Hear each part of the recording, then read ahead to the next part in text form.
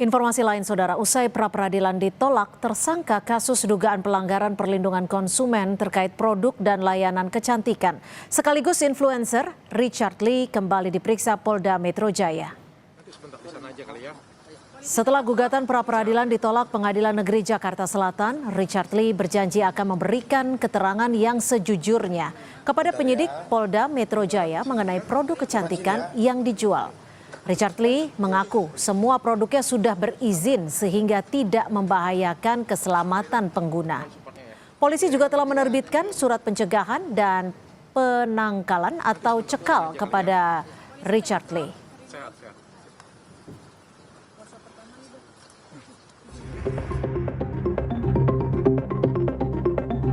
Palembang kemarin banyak dikatoin. Usai pra-peradilan ditolak, tersangka kasus dugaan pelanggaran perlindungan konsumen terkait produk dan layanan kecantikan, sekaligus influencer Richard Lee kembali diperiksa Polda Metro Jaya.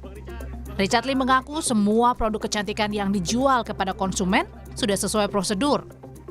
Richard pun mengaku sedih dan menyayangkan kasus ini menjerat rekan sesama dokter yakni Amira Farahnas alias Doktif yang sama-sama menjual produk kecantikan, namun kini keduanya justru menjadi tersangka dengan pasal berbeda. Semua produk yang saya jual legal dan BPOM dan diproduksi sesuai dengan ketentuan yang berlaku. Saya belum pernah menjual produk yang tidak berizin dan berpotensi untuk membahayakan masyarakat. Secara pribadi yang buat saya sedih, konflik ini melibatkan 2 orang dokter, 2 orang sejawat, 2 orang yang profesinya sama-sama menjual skincare yang berakhir dengan saling lapor dan sama-sama jadi tersangka. Secara pribadi saya jujur saya sedih dan malu akan hal itu. Bang Richard. Tersangka Richard Lee sebelumnya sempat mengajukan gugatan pra-peradilan atas penetapannya sebagai tersangka dugaan pelanggaran perlindungan konsumen terkait produk dan layanan kecantikan. Kala di pra-peradilan, polisi mengatakan kasus Richard Lee tetap lanjut di Ditreskrimsus Polda Metro Jaya. Bahwa ditolak, ya kami sampaikan gugatan pra-peradilan dari tersangka DRL ditolak sepenuhnya.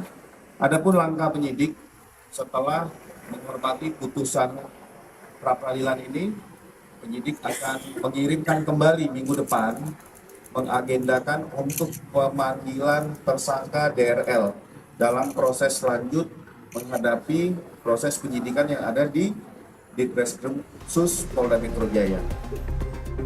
Kasus Richard Lee berawal dari laporan influencer Samira Farahnas atau dikenal dengan dokter detektif atau Doktif. Dalam laporannya, Richard Lee diduga melakukan pelanggaran perlindungan hak konsumen.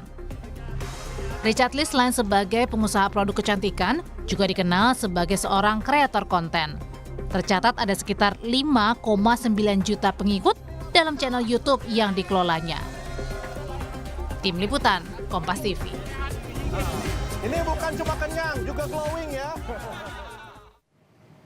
Kita tinjau proses pemeriksaan terhadap Richard Lee hari ini di Mapolda Metro Jaya lewat laporan langsung jurnalis Kompas TV Jona Hamonangan dan Feriska Immanuel. Tampaknya masih ada pemeriksaan berlangsung sampai dengan saat ini ya Jona. Sejauh mana pemeriksaan yang berlangsung?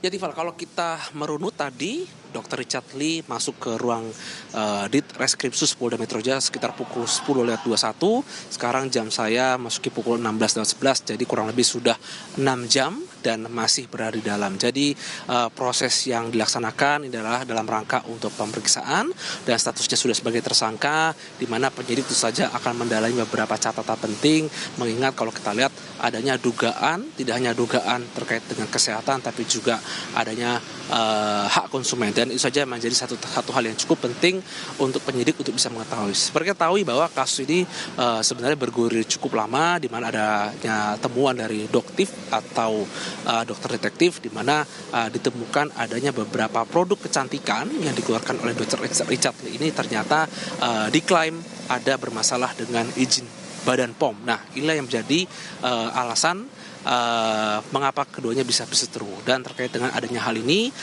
tadi sebelum masuk ke dalam, khususnya ke ruang Ditreskrim Sus Polda Metro Jaya, tadi Dr. Richard Lee kepada awak media menekankan bahwa nanti akan membuka seluas-luasnya terkait dengan data dan juga adanya keabsahan data. Dan tadi juga Dr. Richard Lee juga mengatakan bahwa seluruh produk yang dikeluarkan olehnya itu adalah sudah legal dan juga sudah memiliki data dari Badan POM. Nah, ini menandakan bahwa secara uji klinis pun seharusnya ini sudah tidak ada masalah khususnya dari aspek atau sisi kesehatan. Namun tentu saja ini masih menunggu hasil resmi dari pihak penyidik terkait dengan apa saja temuannya atau mungkin beberapa pertanyaan yang ditanyakan penyidik khususnya untuk mendalami kasus ini. Tapi yang pasti terkait dengan statusnya sudah sebagai tersangka dan kita akan mengetahui sebenarnya apa poin-poin yang sebenarnya didalami oleh penyidik. Apakah akan fokus kepada mungkin dari Badan POM-nya atau mungkin hal-hal lain yang tentu saja akan menjadi pendalaman yang dilakukan khususnya dari penyidik Ditreskrim Sus Polda Metro Jaya. Kita akan menunggu,